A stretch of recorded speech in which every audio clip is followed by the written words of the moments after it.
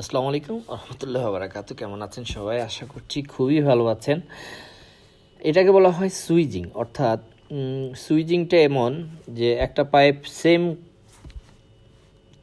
লাইনের একটা পাইপ মনে করেন, যেমন আমার হাতে এটা যেটা আছে 3/8 টু 3/8 একটা ভিতরে আরেকটা ভালোভাবে কানেকশন করার জন্য এটাকে সুইজিং করা হয়, অর্থাৎ ওয়েল্ডিং করার জন্য, যাতে একটা ভিতরে আরেকটা ভালোভাবে ঢুকে যায়, সেজন্য আর কি সুইচিং। এটা হচ্ছে একদম নতুন ভাইদের জন্য, যারা একেবারেই নতুন, এই লাইনে কোনো কিছু জানেন না, তাদের জন্য।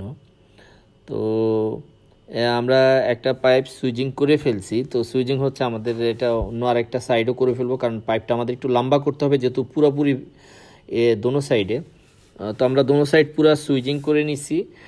সুইচিং করে নিয়ে জাস্ট আরেকটা পাইপের সাথে ওয়েল্ডিং করব। তো এক সাইড সুইচিং হওয়ার পর আমরা আরেক সাইড সুইচিং করতেছি।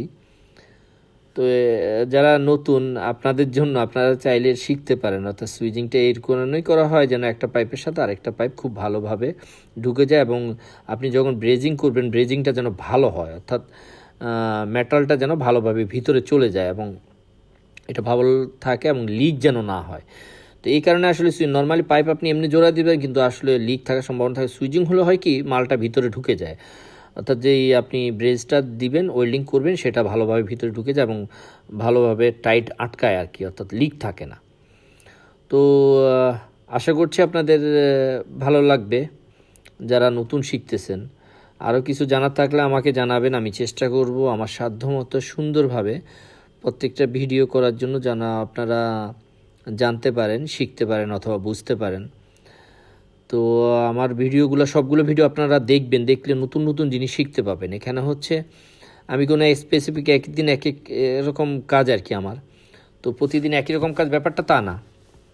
তো আপনারা সবগুলো ভিডিও দেখবেন, ওখান থেকে নতুন নতুন জিনিস শিখতে পাবেন। আশা করি আপনারা সবাই উপকৃত হবেন। নতুন ভাইরা যারা আছেন আমাকে সাপোর্ট করবেন, যাতে আমি নতুন নতুন ভিডিও তৈরি করতে পারি আপনাদের জন্য। ধন্যবাদ।